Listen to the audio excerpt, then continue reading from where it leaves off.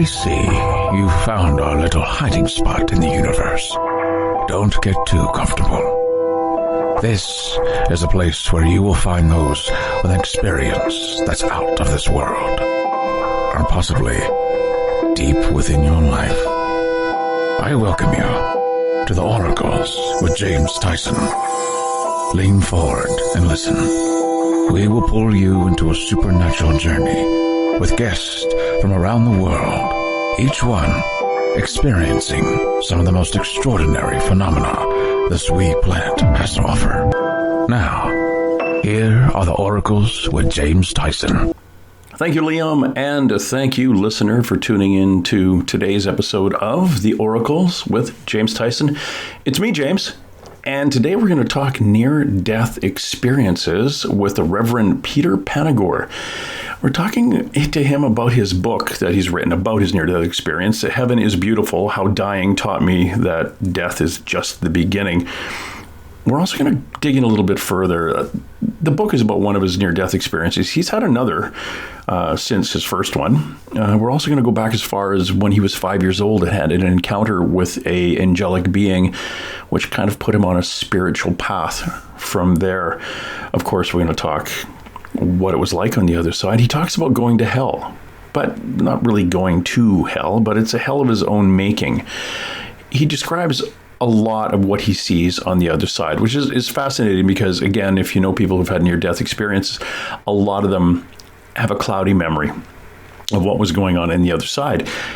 There are a few people like Peter who actually have a detailed memory of what happened to them, and just in those minutes of death.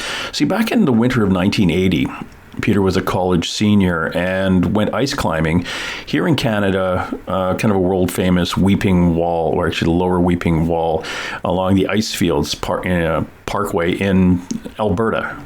And again, it's in Alberta, Canada, for those of you who, for some reason, have no idea where Alberta is. His climbing partner at the time was a very experienced ice climber. Peter was a novice, and on their descent, they became trapped on the side of a mountain. Now, just imagine as the sun set, Peter was overcome by the exhaustion of the trek itself and hypothermia. He died on the side of that mountain back in March of 1980. And in his minutes on the other side, Peter experienced hell, forgiveness, and unconditional love. Peter reports heaven was beautiful, and he didn't really want to come back, but had the choice. And we're going to talk about that choice and how it was presented to him. His near-death experience obviously changed his life and resulted in an intense spiritual journey that continues to this day. Peter is a retired, he was a pastor for 18 years. He still does counseling. An avid sailor, expert skier, obviously, loves going in the woods and runs and trails. He's got a BA in English from the University of Massachusetts in Amherst, a master's in divinity from Yale Divinity School with a focus on systematic theology and Christian mysticism. So yeah, it's kind of a mysticky kind of background. So it's fascinating what his near-death experience, or where his near-death experience took him. And his education background and his 30 years of yoga and meditative practice and his work as a pastor with the dying and grieving has given him a unique insight and a language and perspective on heaven, God, death, love, life, beauty, and hope. He's a retired pastor and has written a number of things and was a writer for the Huffington Post. He lives out in coastal Maine with his wife, and he's got grandkids, and he lives almost about as far as you can get from me, from one coast to the other. I'm going to go get him now. You're going to like the wonderful Reverend Peter Panagore. Peter, how are you today? Hi, James. How are you? I'm great. Excellent. I am well here on the Pacific left coast. And are you out in Maine? I'm about as far from you on the continent as it's possible to get, because I'm right on the edge of Maine in the North Atlantic. Yeah. I've been almost there. I've been to Halifax, Nova Scotia, and a little bit south of there, but that's about as far east as I've been on the continent. That would be the farthest It is. Well, that was totally a U.S. thing for me to say, ignoring the fact that Halifax is east of us, and I am not as far away from you on the continent as I can be. Yeah. Sorry, Canadian friends. Or I guess it was. Yeah. Right. Exactly. I like that. I've got some friends in Rhode Island and Massachusetts, and I really want to go out there. My friend Brittany actually puts on historical tours of the harbors and ships and things like that. So now I want to go out and poke around in all the history that's there. My family on my mother's side showed up in Plymouth, Massachusetts in 1628. Well, that's a while ago. I tease some of my American friends about being more American than they are. You can't get much more American than just following the Pilgrims into Massachusetts. Yeah, I think. Yeah, and I've always been told at least they weren't the Pilgrims, but they were semi-pilgrims. They were still people out looking for a new life and things. And half of them, a bunch of them actually, how they got to Canada is they were United Empire Loyalists that went north. During the Revolution, and the rest of them fought in the Revolution. So that was kind of interesting. They're on two different sides. So well, it's possible that our families knew each other. I had family come in the 1630s to Connecticut, and although it was a long way from Boston, when you're walking or on horseback, sort of the same economic refugees looking for a new life. Exactly. What were their last names? Baldwin, Baldwin. Ours were Center. They left, I think they had an S in Center when they left the UK and they got to the Americas, and they had put a C in front of it. I don't know when the C came in. It may have been later in the late 1700s, or in the 1700s. They spelled it with a C instead of an S. But, or heck, that might have been the family that moved to Canada and they threw a C on it. Who knows? That was us. But enough about history. Enough about you. It is. Now let's stick with you. Peter, when did this whole, I almost said woo-woo side of you, the whole spiritual side, this opening happened in your life? Well, it started when I was about 5 years old, and I told my mom, and she listened to me, and I realized after my conversation with my mom, and I'll tell you a little story in a second, that I better keep my mouth shut about it. So what happened was, I was about 5 years old, and I went into the side yard and climbed my maple tree and went up a couple of branches with my mom's permission. And as I sat in the tree, in a flash of unexpected inspiration, I use all the language I use when I talk about this kind of stuff as metaphor. So an intelligence, an angel of the divine came and told me inside myself, as I was stretched outside myself, to see a glimpse of oneness, that I belonged to God and that I would work for God. And it was this huge explosion inside me of joy. And so I jumped down out of the tree, and I went and I told my mom, and my mom said to me, being a Catholic, since you woke up the baby, my little brother, you're going to have to learn to dust and iron and sweep and sew and vacuum and cook, because nobody's going to be there to do it for you, and you can begin right now with. And she handed me a spray can and a cloth, and I had to, as punishment for waking up my brother, clean the dining room table. And I realized that when I said it to her, it didn't at all contain what the experience was. And so shortly thereafter, I had a out-of-body experience, awakening from sleep, and encountered who I later described, and a good Catholic boy from Boston didn't know anything about Hinduism, but it sure looked like Ganesh to me in later life as I looked back on it. And I fell into the eye and the mind of Ganesh and experienced compassion and wisdom and understanding beyond my comprehension. And when I was out of my body and looking at my physical form on the bed, I completely understood that my physical form was not me. And that began my long journey. And it continued on from there with visions hiking on the Appalachian Trail, which the year before I died. And then when I died, ice climbing in Alberta, snow caving in British Columbia, ice climbing in Alberta in 1980, it kind of skyrocketed me off in a deep mystical life and changed everything about me. Take me back to that event that you had in the Ice Fields Parkway up in Canada. Obviously, obviously it's an accident, but it walk me through the feeling and the perceptions that you have or had at the time. During the long traumatic run up to my death, or during when I was dead, or after? Well, when you say long traumatic run to your death, was there an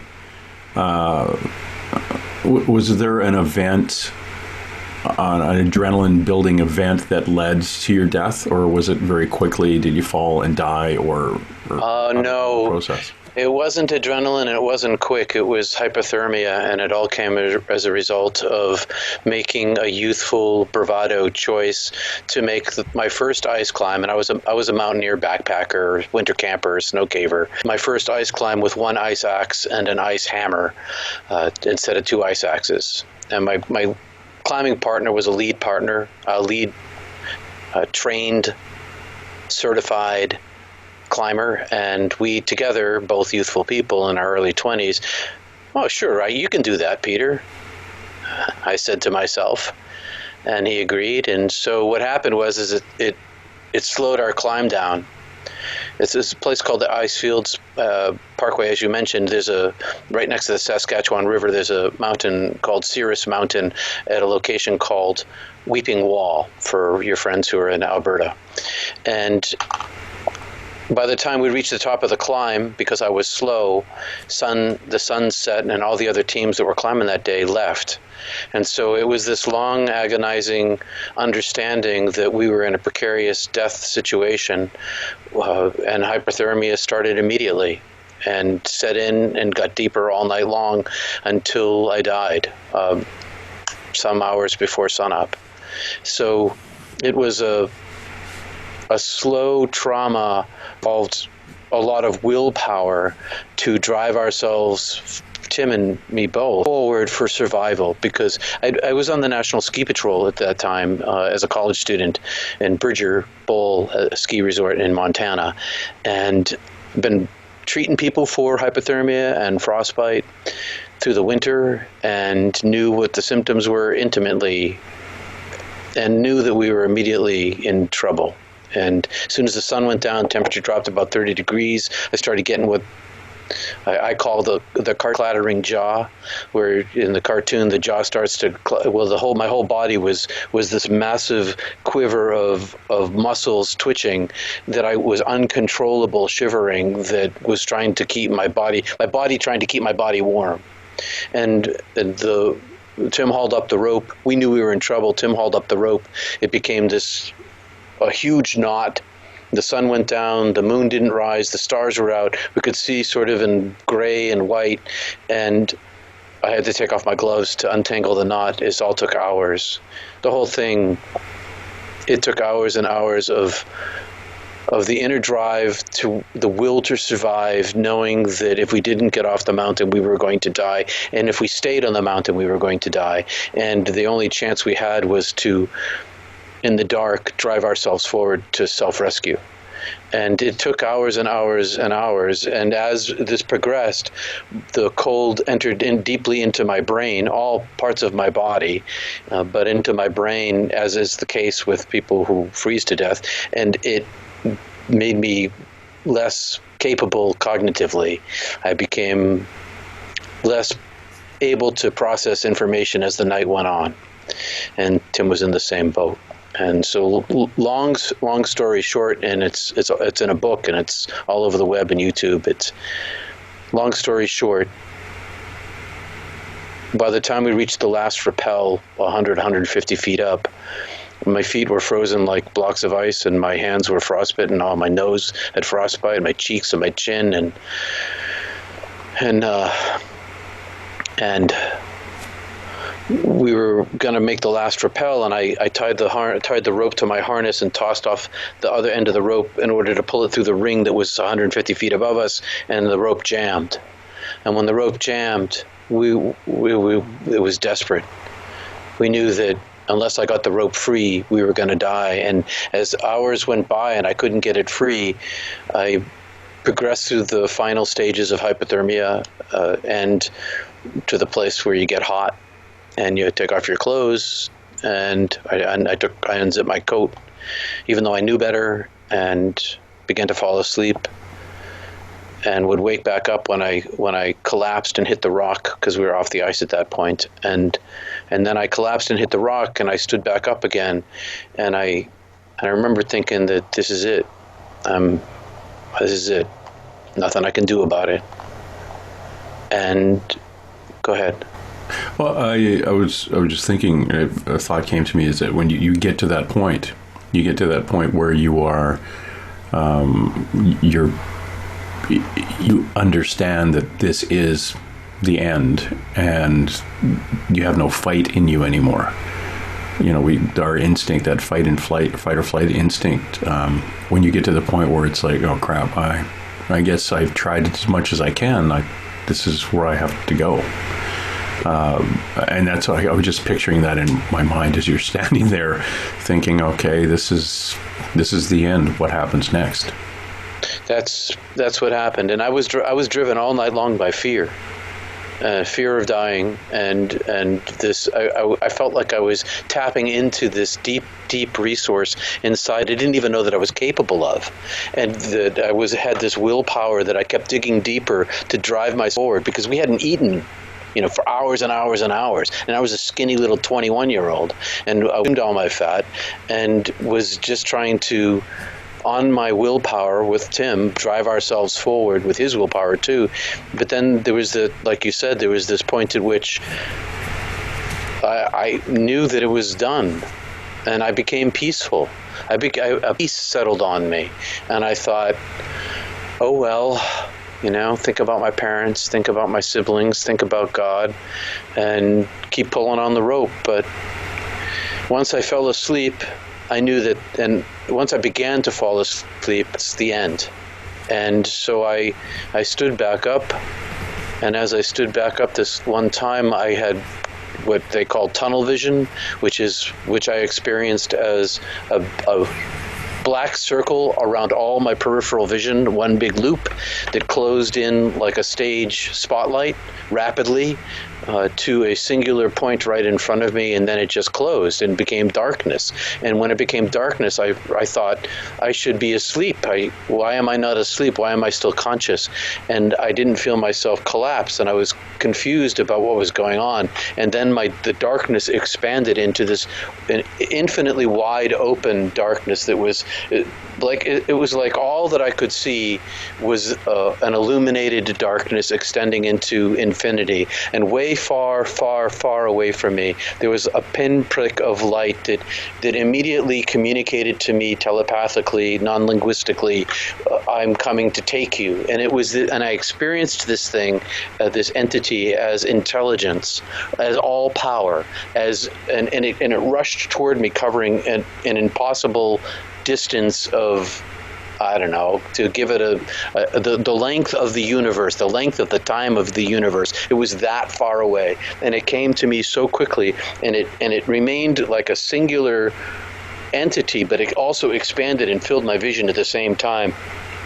And as it came to me in an instant, it was communicating, I'm taking you, and I said to it, no, you're not, and it just plucked me like I was a pebble on the beach. Just picked me up no matter what my will was. And I was resistant, and suddenly once I was enveloped in this, I call my angel of death. Once I was enveloped in the wings, but they weren't wings and they weren't arms. There was more like an energy ball of intelligence. Once I was enveloped in this, I was comforted. I was content, and I just was carried, and up the tunnel became narrow, the darkness became a narrow tunnel, but also remained this very wide space, these opposites, paradoxes. And the next thing I knew, I was popped into what I describe as an infinite, eternal, illuminated darkness. And I could see in every direction all at once. I was an orb of energy that was 10,000 times bigger than my body and my physical body. But my first thought was, this is me. This is me. How did I ever think that was me? And I could see in every direction at once. I was content. I was not afraid. I recognized where I was, but I was alone. And then a portal opened in front of me, like a door, like an opening. But I had no front. I was like, I had 10,000 eyes and one eye. It was like my seeing and my thinking and my personness were all one thing, not separate. And this portal opened up, and it was a flowing, shimmering covering that was translucent and transparent that I could see through to an elongated, infinitely long tunnel, another tunnel, and I reached and I touched the surface area of this beautiful flow that was, like I said, translucent and transparent. And as soon as I touched it with the consciousness of my energy, my soul, it entered into me, flowed into me like all life and all love and all beauty and all knowledge and all it was like all of the expanse of this infinite illuminated darkness that I was floating inside of, all compressed and came rushing inside of me, all livingness. And then I tell the story in a sequence of events, but it's timelessness. There's no sequence of events. I have no molecules. There's no matter, and there's no time. And this I'm entered into, and I hear my name called.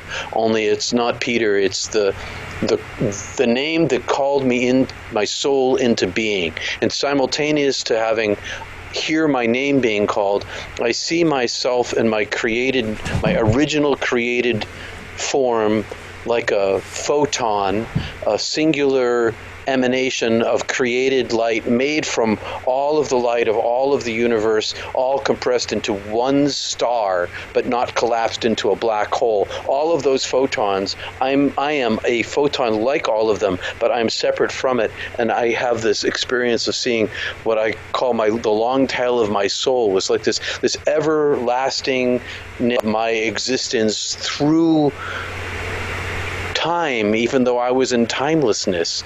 And my soul, I saw that I was created by Creator. All of this was happening inside of me and outside of me, and there was no language. There was all instant understanding. And I had all knowledge available to me. I wanted to understand how the universe functioned from the molecular level below that and above that, and instantly I understood. And I also went through a hell of my own making. All of this, all at once. And go ahead. I'm going to stop you right there, because it's important for my listener, because of other things we've talked about. A hell of your own making. Please tell me what you mean by that. I mean that I carried with me into death all of the suffering I gave away in life. And it was all of the intentional suffering I gave away and all of the unintentional suffering I gave away. And I experienced it, and my life review was experiencing a sequence of events from my life, from the point of view of everyone I gave pain to, from their point of view, and the pain that I gave them, which seemed to me at the time to be minuscule, was 10,000 times greater in pain level than I ever imagined, and that I gave it to me. When I gave it to them, when I caused pain to another person, intentionally or unintentionally, I actually gave it to myself. And so I experienced all this pain from their point of view inside myself, 10 tempered by the love that was given to me in life and the love that I gave away, which also came with me, but which seemed to me to allow me to turn my face, my metaphorical face, because I had no face, toward the light itself that was outside of me and inside of me, surrounding me. So as I was going through the sequence of events, experiencing all this pain, the voice that had no sound was saying inside me, I love you, I made you, I know you, I know all about you, I know your life from as Peter, I know all of your life from everlasting to everlasting, I know you as a created creature who I made, I know there was nothing about you that's hidden from me. I need you. I love you as I have always loved you and always will love you. And I forgive you. And I judged myself. I self-judged in the midst of all of this as guilty because I saw the pain that I had given away as the opposite of love. And it wasn't so much that I was forgiven because of the love that I carried with me. I was forgiven because the eternal nature of the divine love is far greater than anything I could ever do to damage that relationship. And meanwhile, in the midst of all of this, I could also see all of the suffering of all of humanity in terms of the same kind of giving of pain to other people as the natural function of being a human being. And so even though I caused all this pain, and I suffered my own hell because I made choices that caused this pain, it was not my fault that I had the capacity to make the choice. The capacity to make the choice is the nature of the universe, not just of humanity, but the nature of the separation from the purity of being as permeating all of the physical nature of all of the universe, including human beings. And so human beings, as part of nature, it's a function of being a human being that we hurt others. Everything consumes something else in this world in order to exist in this universe. Everything consumes something else. Everything's made from something else. Everything and we do the same to people. We consume people. We hurt people. But I was forgiven, and then when I was forgiven, there was this. I was then infilled with this combination as oneness of being, this unity, love, beauty, joy, understanding, truth, adoration, bliss, awe, paradise, wholeness, healing, well-being, eternal nature filled my orb of my consciousness to within a molecule of exploding my own containment of myself into the nothingness of being. It's like there was so much of this beauty that was injected in me that one more drop of it and I would have been annihilated back into the oneness itself. And so I experienced this unity of being, but also this separateness at the same time, because I knew that I was less than the wholeness. But I was completely a part of the wholeness. My existence existed because of the wholeness. That this unity that it was, is, and it always will be me. But I am less than all of it. And then when the intensity of that was over, I said to the voice, which is what it was like this. I called it the voice in my head later on. Am I dead? And the voice said, yeah, you're dead. And I said, well, I can't leave. I can't be dead now. And the voice said, but come home. It's time for you to come home. Come home to me. Come home to me. I am love. I am all love. And the love, the immensity of the love that I experienced it's inexpressible. It's all of the universe, all the love that's ever existed in all the universe in one single place at one single time is too small. It's so overwhelmingly content and peace and fullness and knownness. And I said, I can't go now. I have parents who are suffering. I had a family issue going on, and my mom got ill as a result, and for a long period of time. And I knew that if I left, my sister had vanished, and I knew that if I left, my mom would be utterly broken forever. And so God swept me to the edge of the universe and showed me all of Earth and all human beings, all 7 billion, all at once, all in live time, doing what they were doing. And I could see them all covered by a veil of unknowing. And the voice said to me, in the way I love you now know that I have always loved you eternally. And I can't describe the love to you. It's overwhelming. It gave me so much understanding, self-understanding. And I understood that every single person was beloved. And the voice said, because of my love, you now know all was well, is well, and will be well for every single person, including your parents. And I could see my parents' faces in particular, and I could see the length of their life until their deaths without me and the suffering that they would endure. And the voice said, even so, you know now all's well, come home.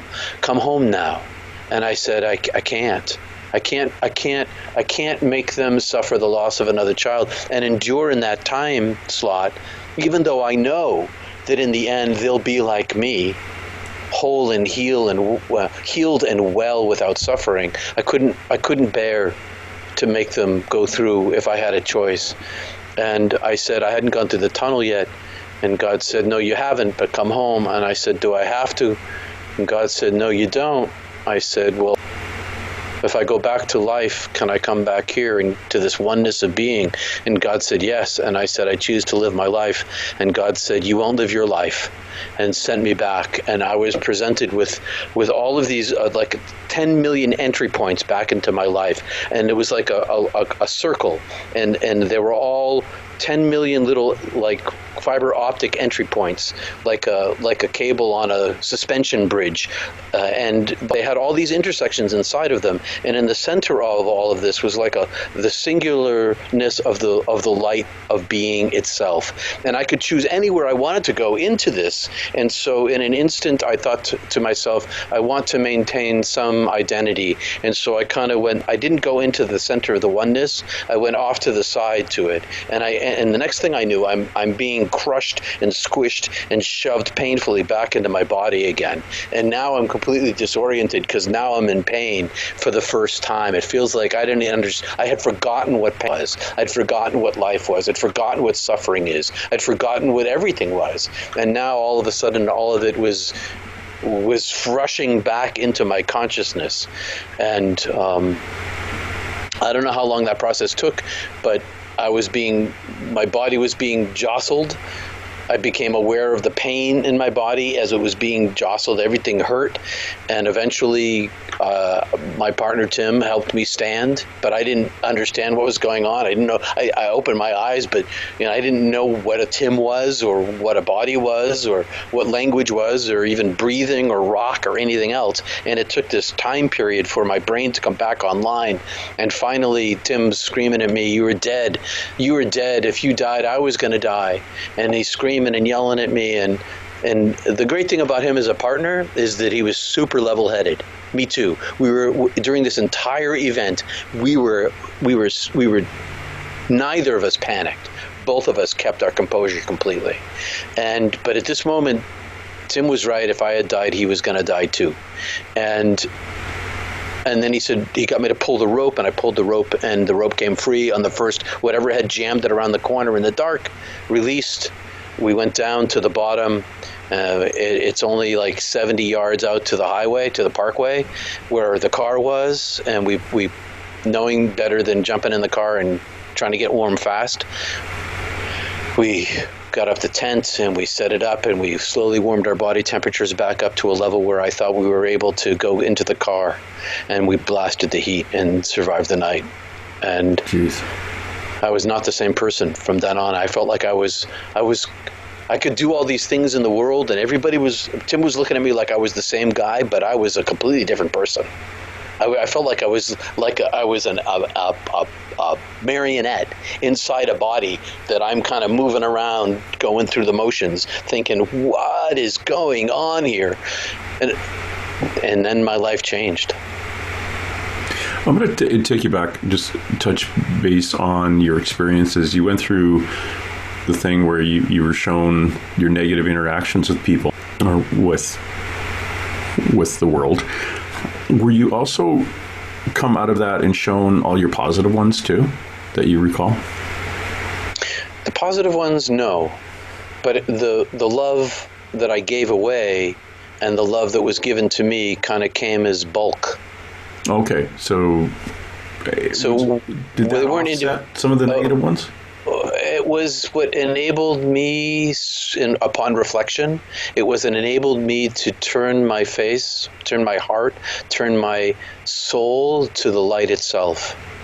So in the years since then, and I changed my life. I was going to become, I was an English major, but I was going to go in the family architecture firm, so I was going to go to graduate school in architecture. I've been drawing my whole life at my, at the drafting board and art and I worked in college, but that all changed, and I went to divinity school instead, studied mysticism at Yale, kind of on the down low with the dean of students, working for my master's of. And as a result of my studies in mysticism, I came across the writings of Catherine of Genoa, and in one of her writings, she talks about the divine fire of purgative love and her mystical experience, and that is a super summation of languaging what happened to me. The divine fire of purgative love cleansed me, burned all of the excess from me, enabling me to enter into the oneness of being. And what enabled me to perceive the love, to hear the voice, was all the love that I'd experienced and given away. So did the love weigh more than the suffering? Yeah, I think so. If I was going to put it on a scale, I think that there's this old story of when you die, you get carried to heaven and they set up a scale in front of you and they pull out your heart and they put it on one side of the scale, and on the other side of the scale they put a feather. And the stone of your heart versus the feather of God, and the feather of God weighs more. Okay. Yeah. I like that. That's a good one. Good way of putting it. Your book, which is out now, Heaven is Beautiful, How Dying Taught Me That Death is Just the Beginning. Your book, it came out a few years ago, but it's a fascinating read if anyone wants to look that up. Again, it's Heaven is Beautiful, How Dying Taught Me That Death is Just the Beginning. You can get that on Amazon and paperback, and you can get it on Kindle too. Peter, your near-death experience sounds like it took you out and brought you back almost as a reboot of who you are, cleaning a lot of the old stuff out. So you come back in with not only a different perspective mentally, but soul-wise, it's clean. It's like, okay, you've already accepted you did these things that hurt people. You've been forgiven for it. You're not going to have to go through that again, but you will have to go through it for the next time you show up. Yep. So coming back in almost like a pure state, as a child again, as being reborn. How was that moving through? Like, you were in your 20s at the time. Now you're moving through as an adult brain with this new understanding. How did that affect you? Other than obviously your curiosity switch got ramped up, and you were studying, went to Yale, and you're kind of digging into divinity and mysticism. Other than that, your interpersonal relationships, how did it affect that? Everything changed. I asked my mom and dad, who are still alive, who are quite elderly and getting ready to leave now as we speak. About 3 years ago, I said to my dad, so what happened? That summer I came back, because I kept this a secret for 20 years. And the summer I came back, I said, Dad, what did you notice about me? He said, well, your mother and I, we talked, and you were much kinder, much more compassionate. You were much more attentive and much more loving. You were a good kid, he said, to reassure me. But he said, you came back just entirely kind. And so one of the side effects is that when I know that I hurt somebody, I try not to hurt people, even though I do, and I try to make amends as often as I can. And I expect to go back through again. And one of the side effects I had is, as soon as I came back, I realized that I made this huge mistake and I never should have left. And so I began a 30-year practice of praying every day for my own death. And knowing that I was going to go back, expecting that I was going to go back, will go back through a hell of my own making, and totally willing to do so. Can't wait, want to, desire it. And so my interpersonal relationships, everything about me changed. I couldn't go to architecture school. I walk out in nature. I became super empathic. And so anytime I was in nature, I was immersed in the presence of the spirit that leaks through.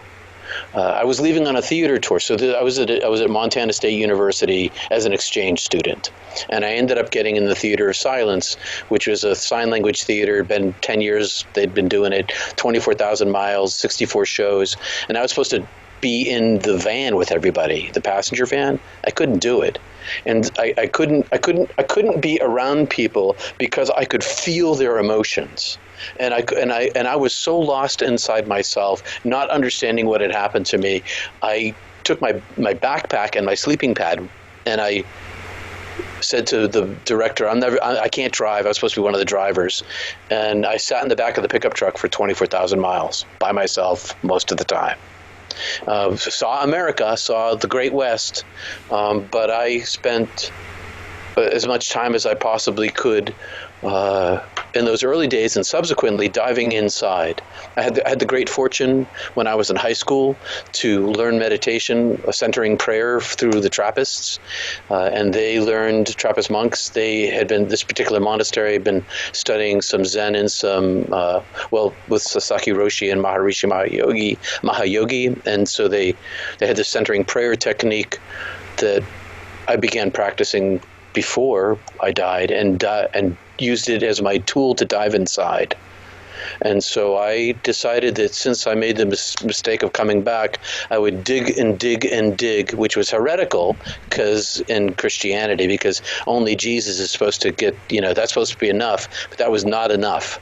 I had to dig my way back. And so I've spent my whole life digging my way back. I'm still digging my way back. You say you made a mistake of coming back. Oh. I think, and this is me talking to people who've experienced many, many different things over the years, but if you were to come back and share your experience with somebody, which flicks a switch in them, and they share an experience which flicks a switch in two more, the pyramid effect going out that helps other people is a gift that you're giving. It's not like what's the term? It's not like you're not providing and helping others, which is a spark that you're bringing. And I think that I don't ever want you to be hard on yourself about it being a negative or being to come back, because every person you tell your story to, or who actually has a bit of a life change or takes a deep breath and thinks within themselves your story, or even and then relates that to their own personal path, those are gifts you're giving to people that they would not have got. I think your coming back has led you to touch many lives, which has allowed them to live the gift you're giving. And that is the byproduct of you coming back. The mistake itself, if you didn't come back, those people may be trapped in a cycle where they can't fulfill their own paths. I just, this is me being the policeman in me. Don't want you to be hard on yourself about this. I think you're doing the right thing. I think you did the right thing in coming back, and it just my spidey senses kind of went, oh, it's not a mistake. You're supposed to come back. Well, I was definitely given the choice to come back, and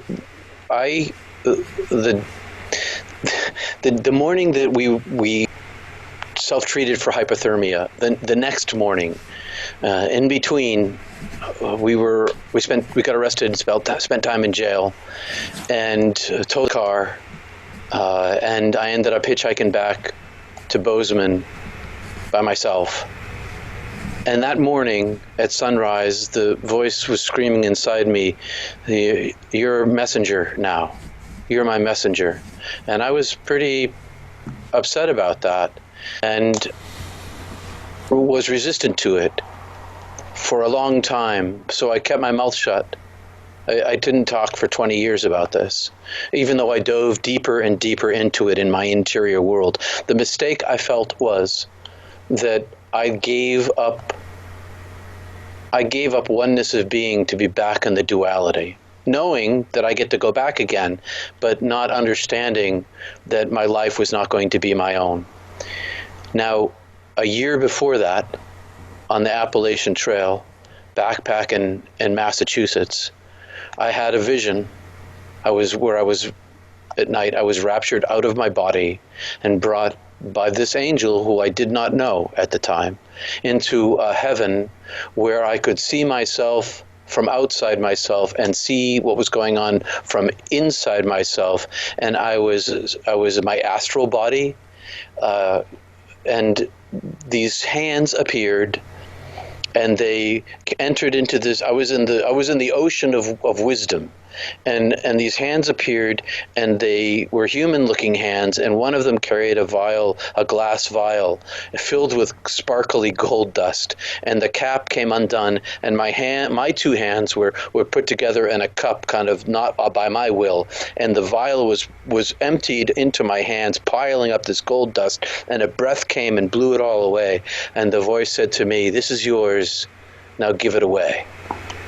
And it wasn't until much later that I was able to put all of that together. And so I agree with you, James. It is my job.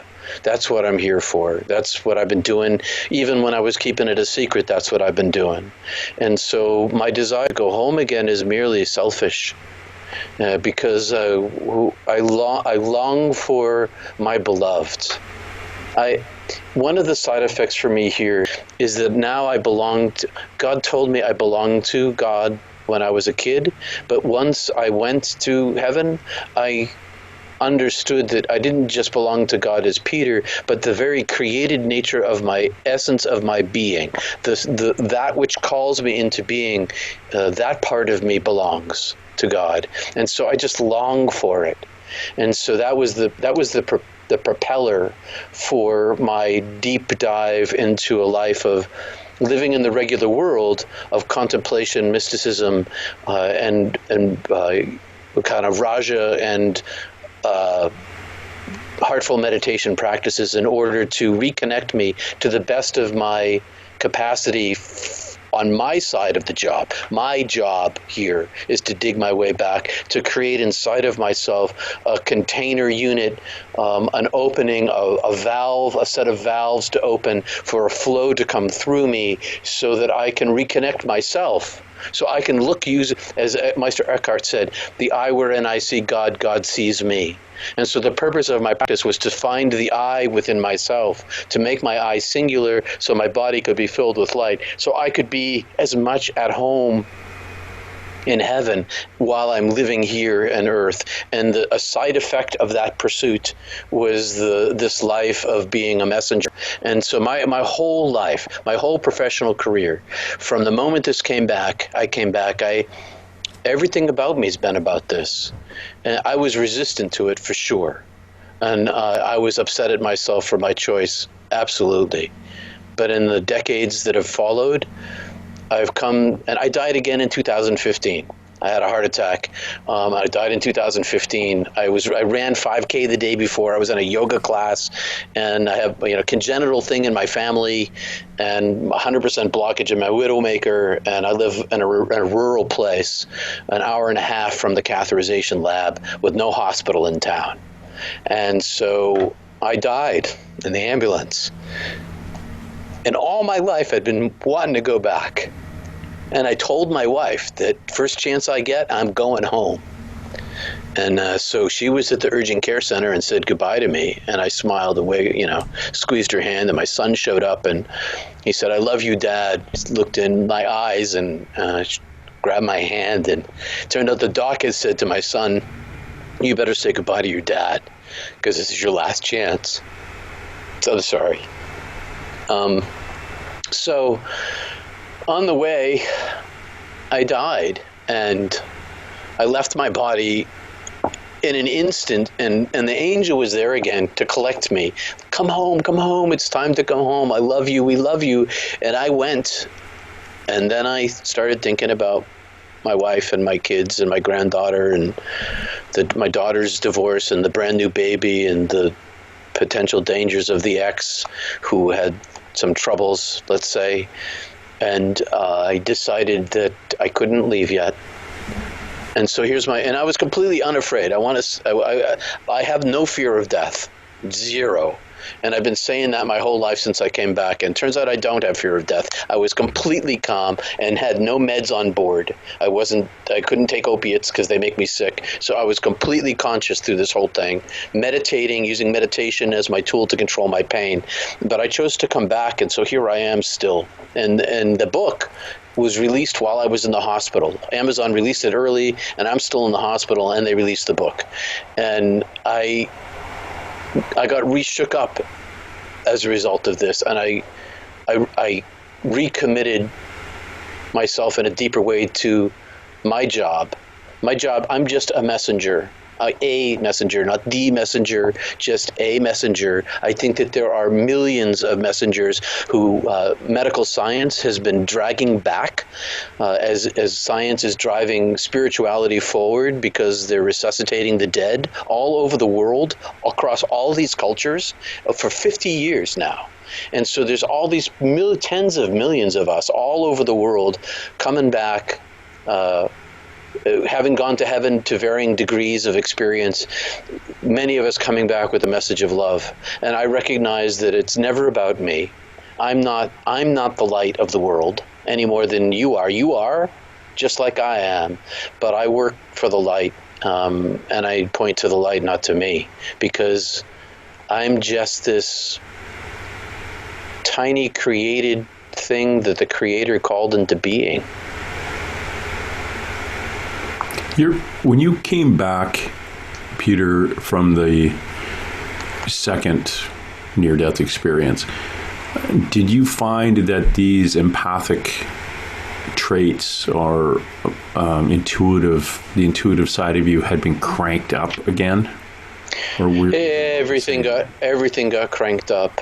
Everything got cranked up. Yeah. But not in the way that people are like, do you still have mystical experiences? Yes, I do. But they're secondary to me. They're all of these things, all of these gifts have become completely secondary to the pursuit of the oneness of being. Over the decades of my pursuit of that one goal, I'm not looking for joy in life. I'm not looking for being more empathetic. I'm not looking to be like a psychic. I'm not looking for any of those things. All those things are good, but I'm not interested in particular in pursuing any of them. I just want the unity.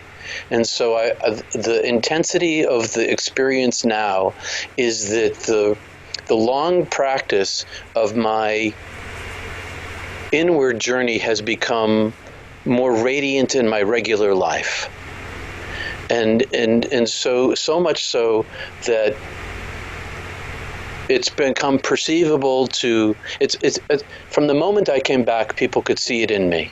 And I would always say, that's not me you're looking at. That's not me you're falling in love with. I know that it's the light in me seeing the light in you. And now that light has become more radiant. And and I guess that's the biggest side effect from the second one, is that, well, it's just all my chakras like popped open, and that's kind of the thing. Yeah, it's interesting when you talk about people looking at you and seeing the light. We talk a lot about, we being my listener and I and our guests, some guests, we talk about empaths and higher vibration people. Not that we're not all high vibration, but some people wear it differently, and we attract those who are still in their human form, are very low, and they just kind of congregate. They're drawn to us and suck the life out of us. And Yep. it's taken me years to realize that it's there. That love at first sight is bad. Love at first sight is usually, oh, I can fix you. My subconscious is looking at you going, oh, I can fix you. And they're looking at me like, oh, he can fix me. But it's not real. It's not that connection. And it's taken a while for me to understand that there is I was almost saying The Shining.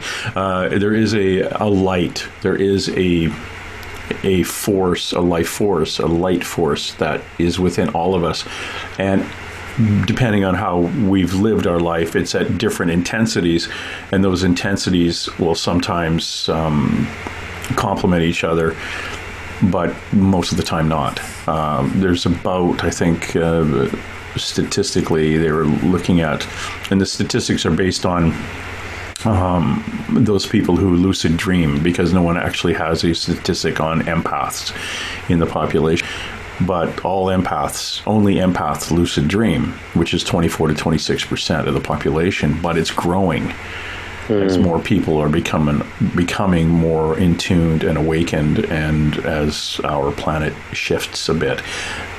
Your life and your client base. Now, you do counseling, and you do personal appearances and things. Have you found that you draw a lot of negative to you? Yes, and I was a church pastor for 18 years and did a lot of pastoral counseling, and I was sort of hiding out in the church. I wasn't sort of hiding out. I felt like I was a secret agent for God, the nameless, ineffable, the source of all being, love, working inside the human religious organization, and people were sucking me dry. The energy vampires were coming by and sucking off my soul. And then I discovered that I could create a reservoir of light inside myself through my meditative practice, and the larger as I enlarged the space inside myself, I had a greater capacity to hold my chi, my prana, the Holy Spirit, whatever you want to call it, the energy, and then I could dispense it, but I would run out. And then I discovered that if I opened up both taps at once, the flow flows through me, and as much is taken from me, I always have more. I'm not drained anymore. I mean, I can get physically drained, like I'm exhausted from speaking, or I'm exhausted from this conversation, not this conversation, but I can be exhausted from a conversation. No, definitely not this conversation, but you know what I mean. And so, but I found that if I open both taps, the in and the out, I have an endless supply. And so I do attract all sorts of people who are in need at lots of different levels. And I know that all of the counseling and words I try to use to help them on their path is secondary to the communication of the I'm kind of loath to use this word, but it's the closest I can come, and I think it's the Shakti, which is the giving of the light itself, and that's always my goal, is the giving of the light itself. And so I did this. I had a TV spot for 15 years, and 2 minutes to give a devotion every day on these NBC stations before the weather in the early morning, and I would meditate while I wrote. I would meditate in the studio while I spoke, weave inside the words the light itself and become, when I was writing, and then when I was speaking it, I tried to weave it inside the words so that my throat chakra would carry the energy of the divine light, and my eyes looking in the lens would project the divine light. I try to get myself out of the way. Meditation is always it can always be about getting yourself out of the way. It can also be about mindfulness. But I use it as a tool to negate the false self. And so on all these things that I try to do, my real goal is not the language I use, but the communication of the divine experience itself as best as I'm able to get out of the way and let it flow. And when I think that when an individual experiences the light themselves, even just a tiny little bit, that's enough to propel them, or maybe enough to propel them or to plant a seed in them for the light to expand, to grow. Like Jesus said, heaven is like the tiniest of all seeds. So I'm trying to plant all these seeds of heaven inside of people as I go, and let them grow as they do. It's not my job or my responsibility to try to bring anyone into the light. My job is merely to show it and to present it. And that's exactly what I try to do all the time. Within the mud man myself of all my own frailties and foibles and, picadillos and all the rest of the things that make me a human being. Because I ain't perfect. That is for sure. This is not about my character or personality of my own perfection. That's not what this is about. There's no human is perfect. Nope. If you come to this plane perfect, you're taken back pretty quick because you've got nothing to learn. Yeah. Well, yeah. It's the way you're talking about turning on both taps. Since around 2012, I've had the good fortune to be pointed out that I can actually read cards for people or read people. And one of the things I used to say, I'd look at somebody and say, I can only describe this as like you're a teapot with a bunch of cracks in it, and your energy is going in multiple directions to your children, to your neighbors, to work. Everybody is drawn to you, and they're just, like we talk about energy vampires, or they're just sucking all this energy out. And the universe, God is providing you with your energy for yourself. It's constantly coming in the top of the teapot, but it's going out the side, so you're not filling. And this is why you're not feeling well. And then every so often I'll find somebody who's on power. Not every so often, quite often you get somebody, or when that person starts to understand a little bit more, and through meditation this happens a lot, that the breaks and the cracks in the teapot are done. So their energy is completely filled. Now their teapot is full, it is theirs, and they're on path. Now when somebody comes into them, they're no longer giving them their own energy. They're a conduit for source. Yes. Comes into them and out without dropping their own personal level down. And that's, like you say, turning the both taps on. You are a conduit for where this all comes from, the universe. You are a conduit, and that's your support for other people without leaving you that empty shell that we used to be before we kind of understood this stuff, where you'd kind of just want to be home. I have an older daughter, an older daughter. She's not older than me. She's my oldest daughter is a very, very high vibration young lady. She went through all the high anxiety as a younger post-puberty kind of child, because all her friends at school would come and dump on her. Oh, you're the best listener. You give the best hugs. I feel so good after talking to you. And my daughter would come home from school and just want to be locked in her bedroom. Don't talk to me. I don't want to talk to anybody. I want to see anybody. And, it basically, her mother sent her to a child psychologist. She said, she's oppositional defiant disorder. Here's a book, and we'll see you in 2 weeks. Well, I snuck her off to see a psychic 2 days later.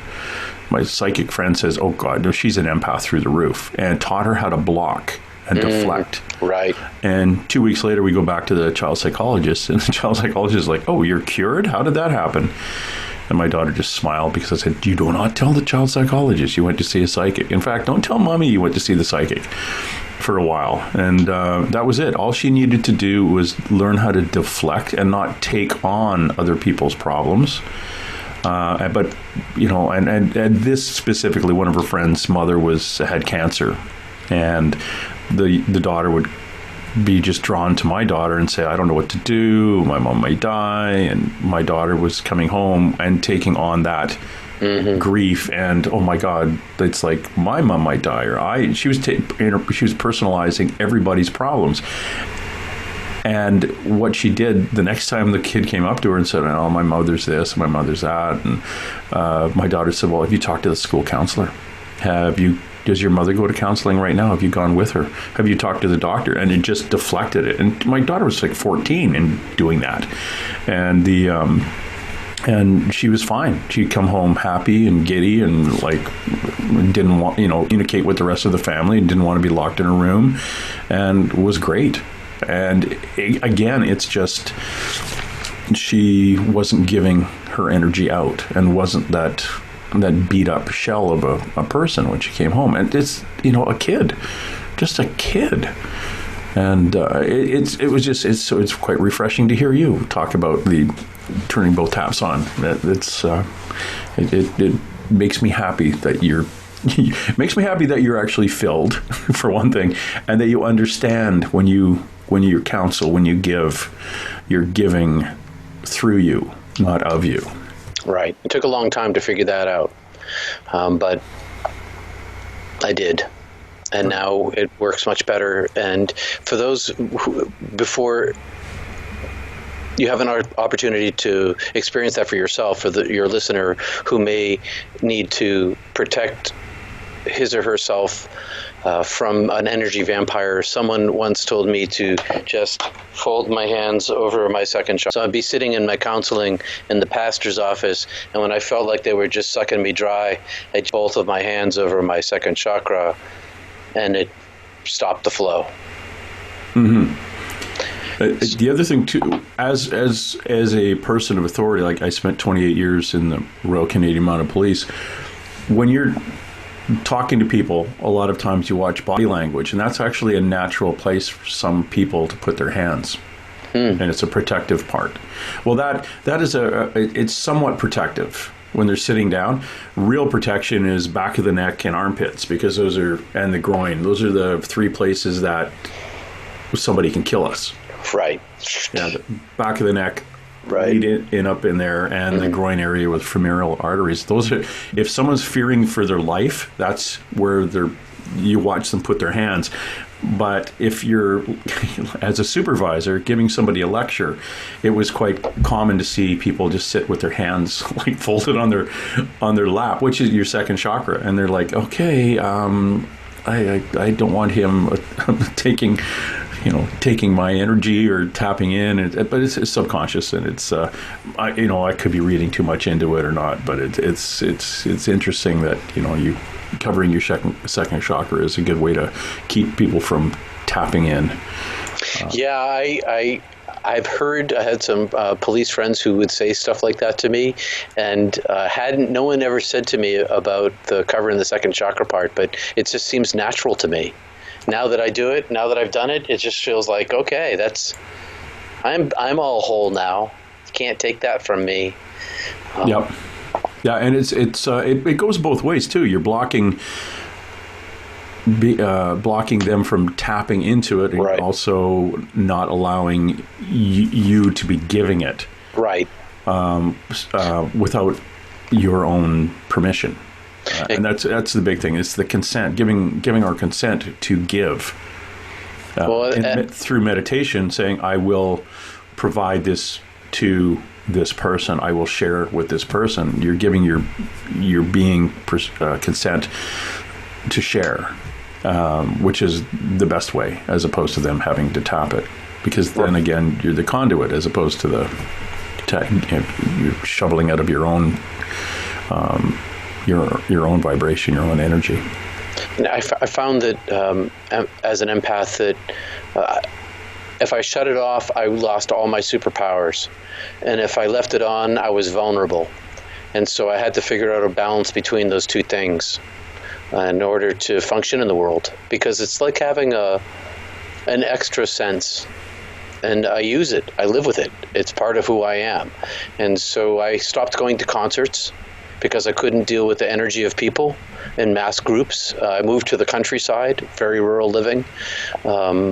And so I tried to control my environment in which I was functioning in order not to be accidentally permeated by other people's emotional status.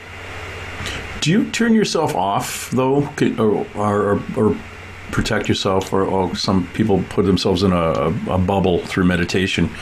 Do you ever do that just literally to sleep? Because being bothered by dead people between 3 and 4:30 in the morning, bringing home those who haven't crossed over can be a little bit irritating, unless you are at a vibration where they don't really bother you as much as they did when you were a kid. Yeah, they don't tend to bother me so much, and I use my meditation, my powers of my mental focus to shut my mind off to go to sleep, and Good. So I guess in that way I've protected myself from it. When I am available, though. I mean, I'm like generally available to that kind of stuff just because I don't want to shut it off. Like I want to be able to feel people's emotions because so you talked earlier about the vibration level of light in people. One of the side effects of my near-death experience is I see light in every single person. And it's like if you've ever seen the drawing of the eyeball on the hand. Yeah. Right. So it's like I have eyeballs on my hands, and I feel people. I feel their chakras, their auras, their energy, whatever the heck you want to call it.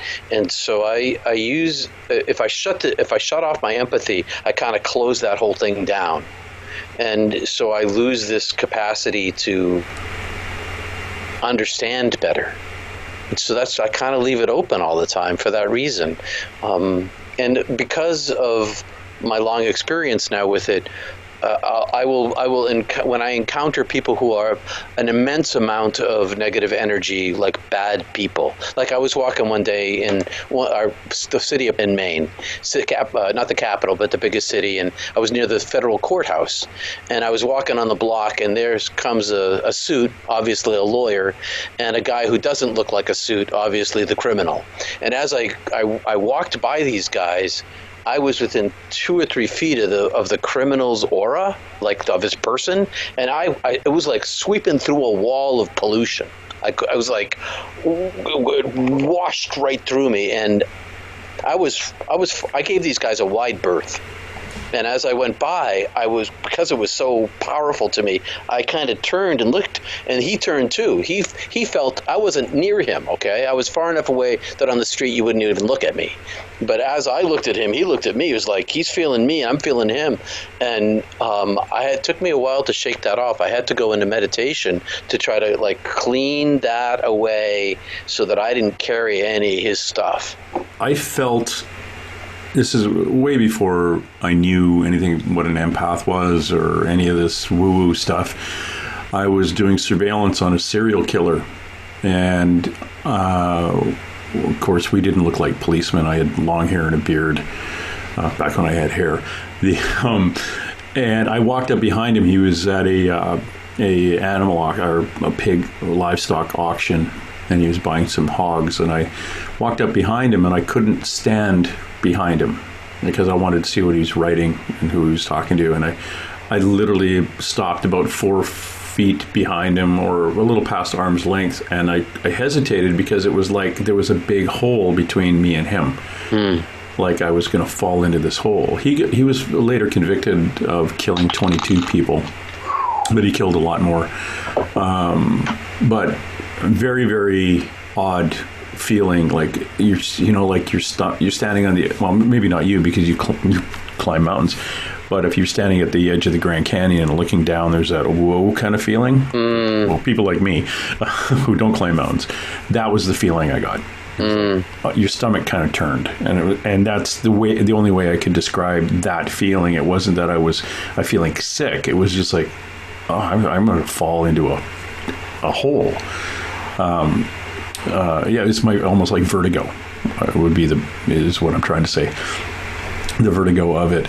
But of course, back then I had no idea what it was like, and I dealt with lots of criminals. But this is since 1989, so 90% of the criminals I dealt with are regular folk who suffer from addiction.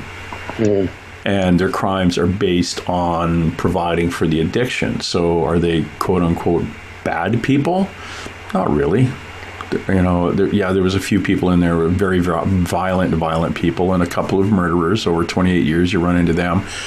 But the serial killer, the active murderer, that was the one I felt something from. The other ones were, I found, and it was kind of funny because they said that I was really good at interviewing and getting confessions. And then in hindsight now, with this whole empath side of things and the higher vibration or lower vibration, I ran a bank robbery unit or a robbery unit, and I could walk in and sit down beside somebody, and you could see them totally relax. And then they just wanted to tell me their life stories. And people were saying, you're really good at this.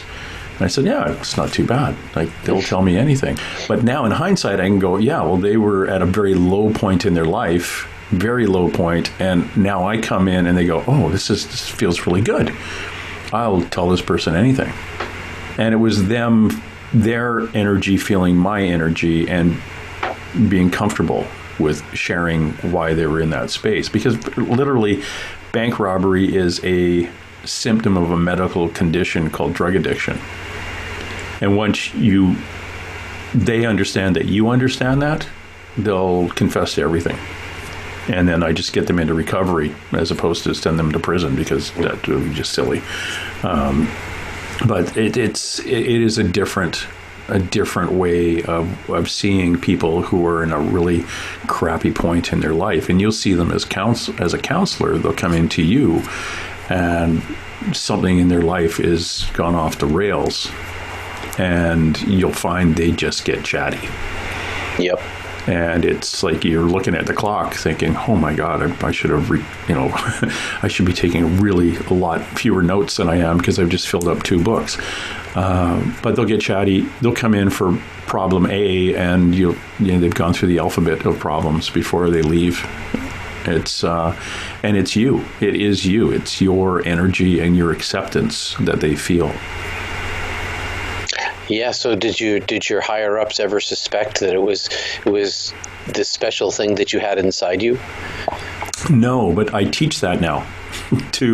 On the side, I will get a whole bunch of policemen, and again, empath careers are maids, butlers, bartenders, waiters, waitresses, artists, musicians, nurses, teachers, doctors, vets, veterinarians, and in some cases veterans or military and police and EMTs. We all gravitate to, and in your case, pastor, clergy, and counselors, because we all gravitate to careers where we are helping other people. Mm-hmm. Now, in policing, you're going to get the percentage of policemen who do the job because, they like to drive fast for some reason.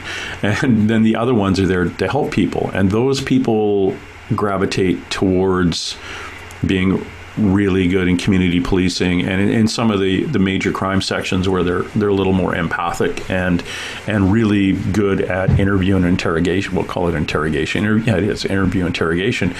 It's just natural for them. And it's nothing that can be taught. It's something that it's there. And what I do now is I point that out to people. A friend of mine actually used to teach interview and interrogation, and he's a very extremely high empath too. He didn't know what an empath was.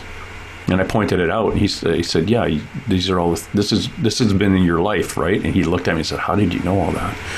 The unfortunate part with all that, we are also, in my research on this, we are the only ones who suffer from PTSD. Oh. And it's not from what we've done or what we've seen, but it's how management has treated us as a result of what we've seen or what we've done. You mean in police work? In police work or military. We'll see something and you'll say, oh man, that was horrid. And your boss will look at you and say, suck it up, buttercup. Get back to work. And you can't understand why that person doesn't see the things the way you do. And you get, and as an empathic person in a team environment, you're always wanting to make everyone on the team feel good, and also make your boss understand, or your bosses like, hey, this is what we did. Didn't we do a good job? And if they look at you and say, no, you didn't, it's like, well, hold on, I really did, because I saved all these people. We freed these people. We did this. We, saved this guy's life. Yeah, but you weren't wearing your hat when you did it, and you didn't do the right paperwork. Right. So it overwhelms you that way. So it's getting that person out of the PTSD. And I ran into this because I would go to for my PTSD, I'd go to a operational stress injury clinic, which was all Royal Canadian Mounted Police and Canadian military. And that's what the counselors were saying. I said, yeah, everybody in here is higher vibration. Everybody. From the counselors to the clients, there is no lower vibration clients coming in. Everybody has been seeing ghosts ever since they were kids. They were all very empathic. They're meditating, they're raising their vibrations and stuff. And it's how they were getting through their handling PTSD and getting off their medication was meditation. And what was the other one? Oh, there was this place, there was a ranch where horses, they'd go and work with horses, and the horses were healers, which is a weird thing, but the horses would actually pick their client. You'd walk up to the fence and a horse out of the group would come up and pick you, and that was the horse you were going to look after for the 2 weeks, and the horses were the ones that healed you. Whole other topic, but yeah, that's what I found with the connection with people who were at a very low point in their life and a very low which brought their vibration down, meeting somebody with a higher vibration and just like wanting to hug you. And it was amazing as a policeman, being you get an offender, once they break through that shield of perceiving that they're bad when they're really not bad, but they're perceiving I'm looking at them like they're bad because of the role I play in society. And once they realize I'm not looking at them as a bad person, they're extremely friendly and extremely forthcoming with why they did the things they did. And it's just getting them off on the next part of the path in their life, and hopefully that things will turn around for them. I spent past several years sitting on Maine's domestic abuse homicide review panel, reviewing homicides for the state, and was privy to the detective interviews. I read hundreds of them, and I can, as an outsider looking at these verbatims, the detectives were masterful in their non-judgment of the human being that they were interviewing. Even if they did something heinous, it was amazing to me. And I wondered how they did it. Because I read these verbatims and it just seemed so natural. Like, how did you lead that person from here to there? How did you have the foresight to use those words? And maybe you just gave me a part of the puzzle, which is that they're just empathic. And it's the thing I couldn't see. Yeah, they don't know why they do it or how they do it.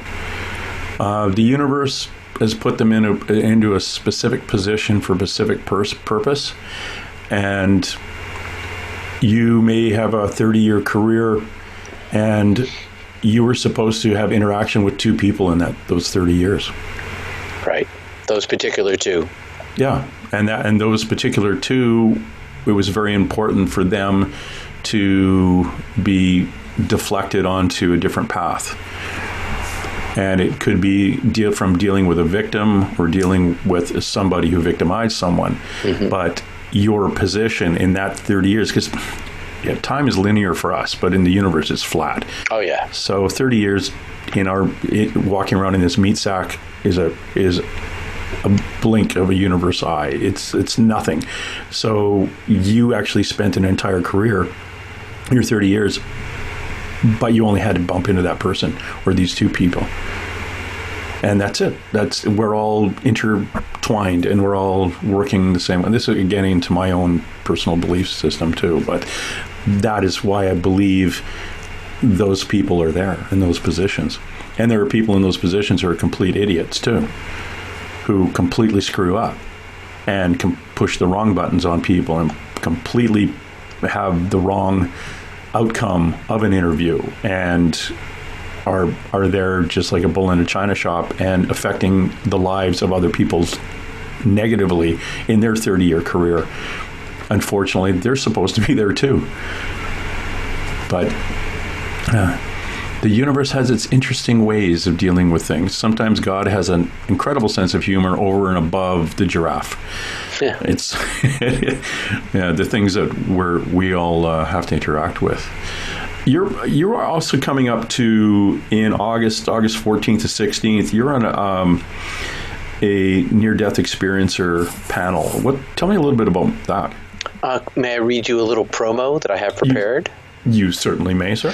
All right, here we go. IANDS, the International Association of Near-Death Studies, will be hosting their 2020 live online conference August 14th to the 16th. This year's theme is Unlocking Healing Wisdom of Near-Death Experiences. The keynote speakers will be Anita Morjani, Dr. Mary Neal, Reverend Howard Storm, and Suzanne Geisman. There's an abundance of choices.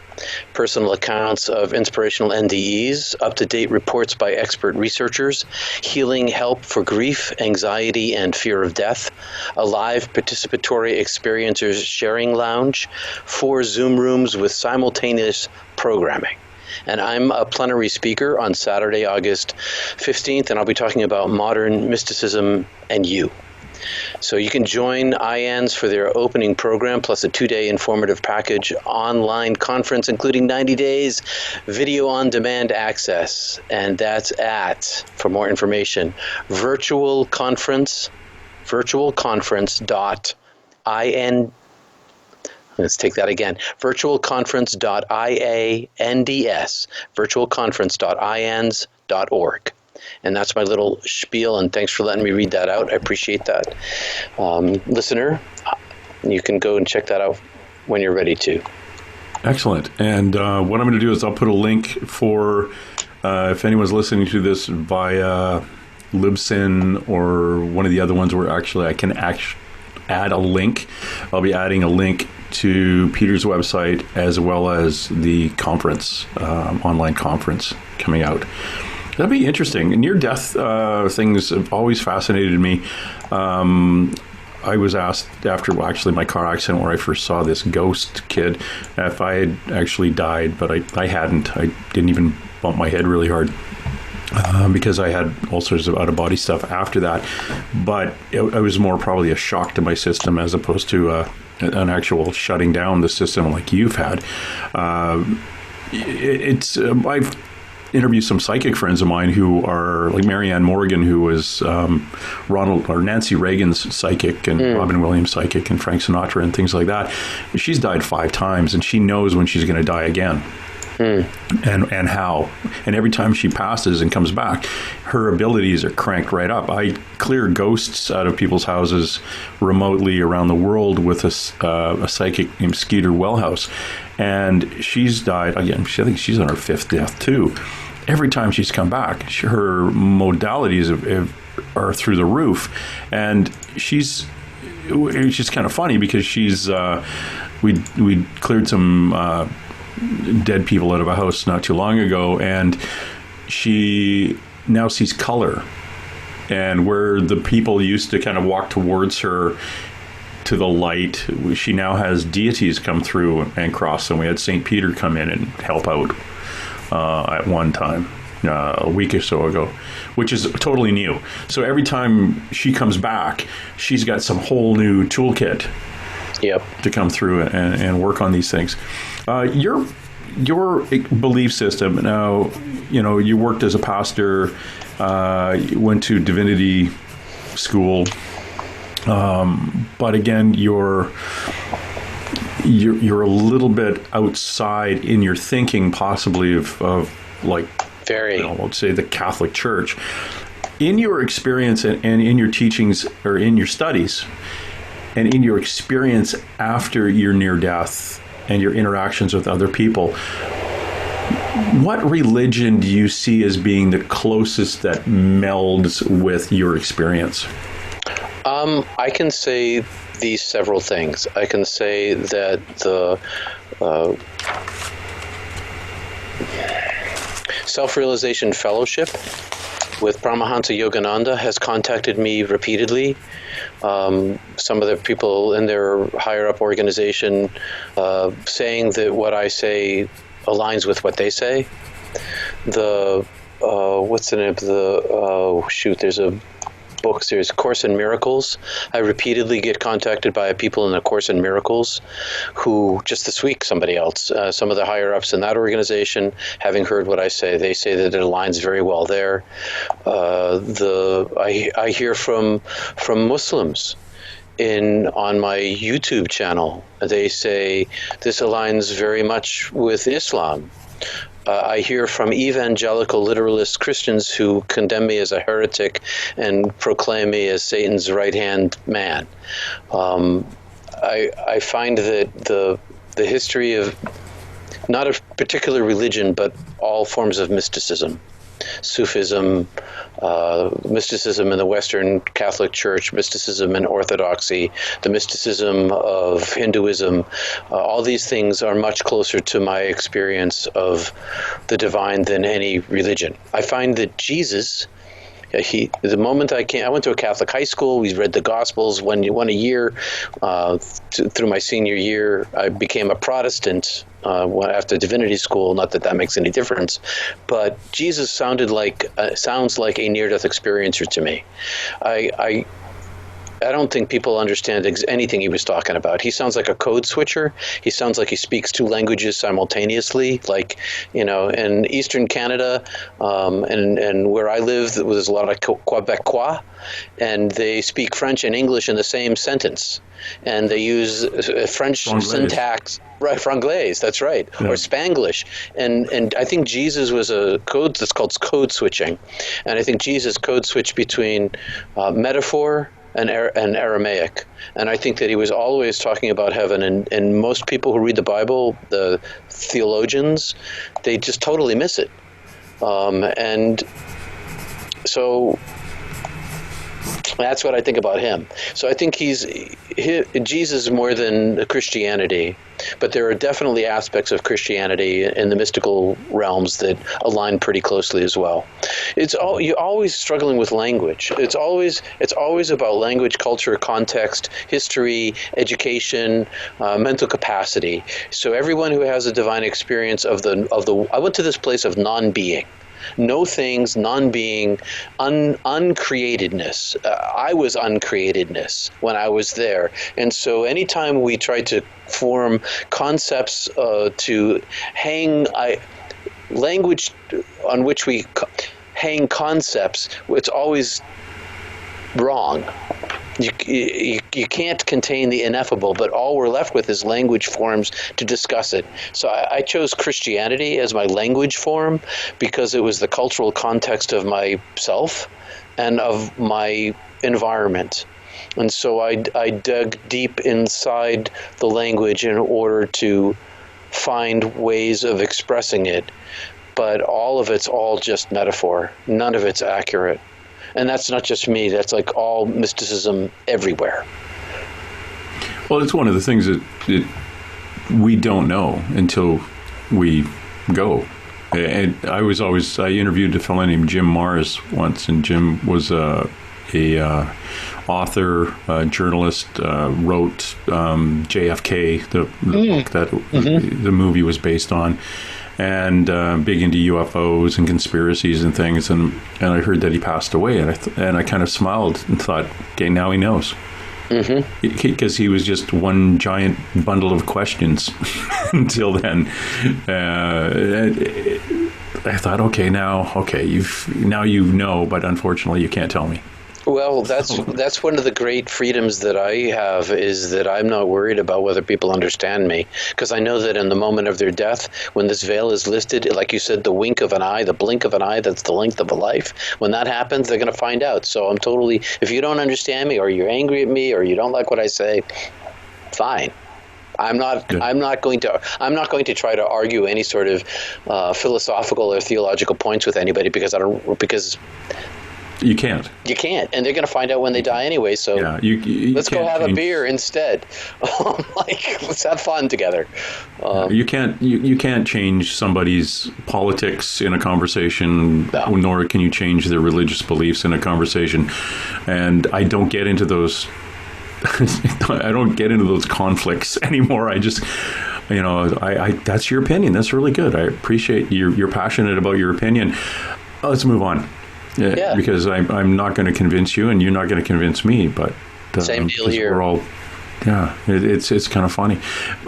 Peter, what is your YouTube channel? It's Peter Panagore, Panagore, that was easy. Peter Panagore, and I'm the only I'm one of maybe 7 Panagores in all of North America, so I'm pretty easy to find. So Peter Panagore on YouTube. So I'm going to go over and subscribe to that. Thank you. And I run a live meditation Mondays and Wednesdays at 8 a.m. on Eastern Standard Time on YouTube and Facebook.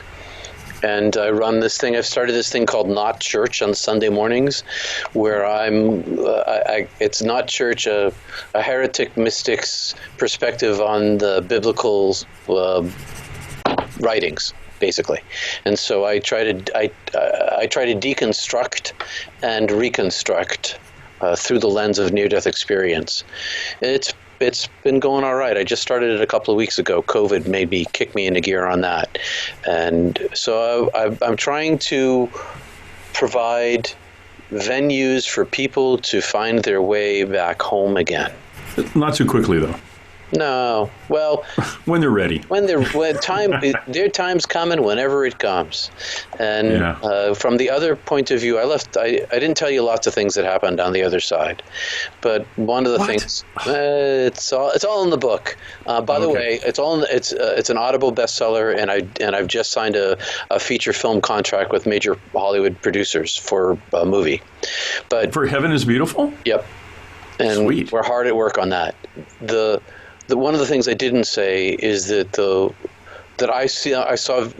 of the reasons why I thought I could come back and endure here was that I understood how short life is, and so that my 21 years were literally a wink of my eye and length of time. And so I know that when I go back there again, all the suffering I will have endured here and the time I spent here will be nothing. Zero. Zippo. And so that's a great freedom that I have. It's a great after effect. Wow, that is fascinating. It's the after effect of what you experienced is the ripple in the pond for other people. It goes out from you to others and touches so many other people's lives. You've written a series of books, or not another series, but you've written a couple of other books, Chicken Soup for the Veteran Soul, Stories to Stir the Pride and the Honor of Courage of Our Veterans, as well as 2 Minutes for God. Very, very interesting reading. I'm going to now have to poke around. I'm going to have to get the Amazons to send me a book now. And you can get those books via your website and also on Amazon and wherever books are sold. If you go to Peter's website, peterpanagore.love is his website, and it'll give you the links to a number of things, as well as his books and videos and interviews and other bits and pieces. Blog? Are you still active with your blog?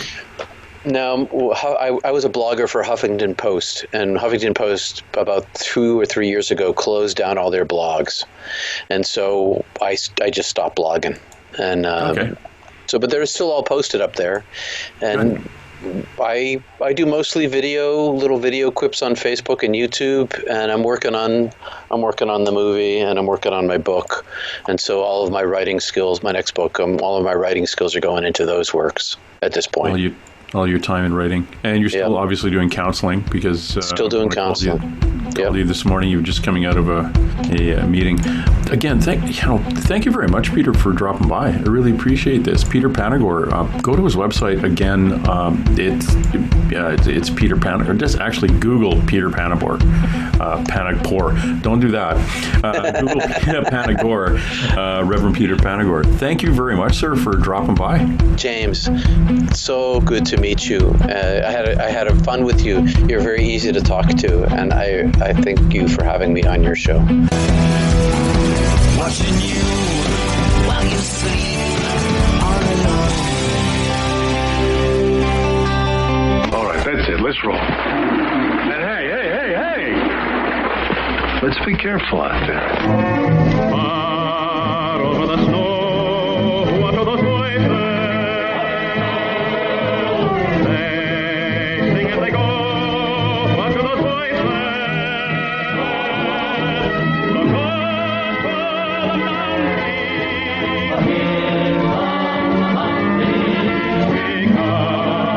Somebody hide, somebody better hide.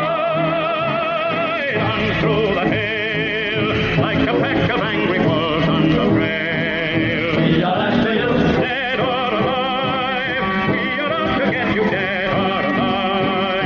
And forget your toes. If you're the one, better run away. Son, you are done. Throw your gun away. Here come the Mounties to get the man they're after now.